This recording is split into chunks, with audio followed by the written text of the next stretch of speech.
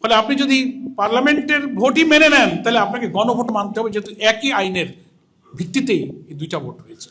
যে আপনি যে জাতীয় ভোটটা মেনে নিয়ে আপনারা এমপি শপথ নিলেন, সরকার গঠন করলেন, প্রধানমন্ত্রী হলেন, পার্লামেন্ট হলো, সেটা কিসের ভিত্তিতে করলেন? গণভোট যদি অবৈধ হয়, সংবিধান সংস্কার পরিষদ যদি অবৈধ হয়, তাহলে এটাও তো অবৈধ, কারণ একটাই প্রেসিডেন্ট অর্ডারের ভিত্তিতে আপনার জাতীয় ভোটটাও হয়েছে, গণভোটটা হয়েছে। আমাদের আমির জামাত পার্লামেন্টে উদাহরণ দিয়ে বলেছেন, একই হাড়ির তরকারি গোশত রান্না হলো, গোশতটা খাইলেন, ঝোলটা খাইলেন না। আবার এই উদাহরণও খুব সুন্দরভাবে মানুষ বুঝতেছে যে এক মায়ের পেটে যমজ দুটো সন্তান, একটা সন্তানকে মা স্বীকার করে, আরেকটা সন্তানকে মাই অস্বীকার করে। কেমন দ্বিচারিতা! এবং এই যে 12ই ফেব্রুয়ারি নির্বাচনটা হলো, এই নির্বাচনটা হয়েছে কিন্তু ওই প্রেসিডেন্সিয়াল অর্ডারের ভিত্তিতে।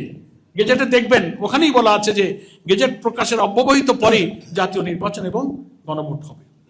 তাহলে বিদ্যমান সংবিধান অনুযায়ী যদি জাতীয় নির্বাচনটা হতো, তাহলে তো গত ইলেকশন হয়েছে 24-এ, সামনেরটা হতে 29-এ, 26-এ তো সংবিধানে কোনো ভোট নাই। ফলে আপনি যদি পার্লামেন্টের ভোটই মেনে নেন তাহলে আপনাকে গণভোট মানতে হবে, যেহেতু একই আইনের ভিত্তিতেই এই দুইটা ভোট হয়েছে। ফলে আমাদের ব্যর্থতার প্রথম দায় সরকারের, যে এই গণভোটের গণরায় না মানার কারণে রাজনীতিতে যে সংকট তৈরি হলো, সংবিধানের কাঠামোগত পরিবর্তনকে পুরা ওনারা উল্টে গেলেন, নেতিবাচক ভূমিকায় চলে গেলেন।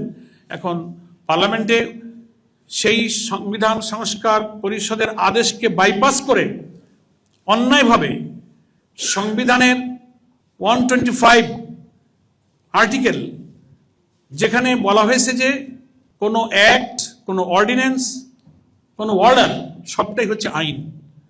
তো নভেম্বরের 2025-এর যে 13ই নভেম্বরের এটা একটা প্রেসিডেন্সিয়াল অর্ডার, এটাও কিন্তু আমাদের সংবিধান অনুযায়ী একটা আইন। এই আইনকে ভঙ্গ করে, বাইপাস করে ওনারা পার্লামেন্টে একটা বিশেষ কমিটি করেছেন সংবিধান সংশোধন করার জন্য। অর্থাৎ সরকারের গেজেটে যে আইনি কাঠামো করে দেওয়া হয়েছে জুলাই সনদ বাস্তবায়নের জন্য, সেটাকে ওনারা অস্বীকার করলেন, একটা আইনকে অস্বীকার করে ওনারা বাইপাস করে আর একটা বিশেষ কমিটি করেছেন সংবিধান সংশোধন করার জন্য।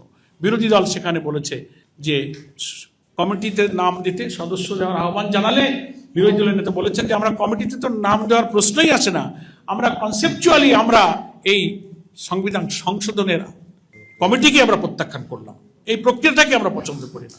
সেই জন্য সাংবাদিক বন্ধুগণ, আমাদের এই প্রথম গণভোটের গণরায়ের ব্যাপারে সরকারের সরাসরি নেতিবাচক ভূমিকায় হচ্ছে সরকারের প্রথম ব্যর্থতা, যেটা জাতিকে এখন একটা সংঘাতের দিকে ঠেলে দিচ্ছে। এবং জুলাই অভ্যুত্থানের একসাগর রক্তের বিনিময়ে অর্জিত নতুন বাংলাদেশের স্বপ্নটাই শেষ হতে বসেছে।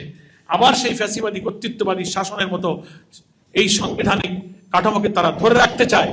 মৌলিক 10টি সাংবিধানিক এবং প্রশাসনিক ব্যাপারে তারা নোট অফ ডিসেন্ট দিয়ে সেই ফ্যাসিবাদী যুগের সংবিধান ধরে রেখে প্রধানমন্ত্রীর অসীম ক্ষমতা, রাষ্ট্রপতি এবং প্রধানমন্ত্রীর ক্ষমতার ভারসাম্য ছাড়া সমস্ত সাংবিধানিক পদে দলীয় লোক নিয়োগ দেওয়ার পথকে উন্মুক্ত করে আলটিমেটলি বিএনপি জাতির কাছে দেওয়া ওয়াদাকে ভঙ্গ করেছে।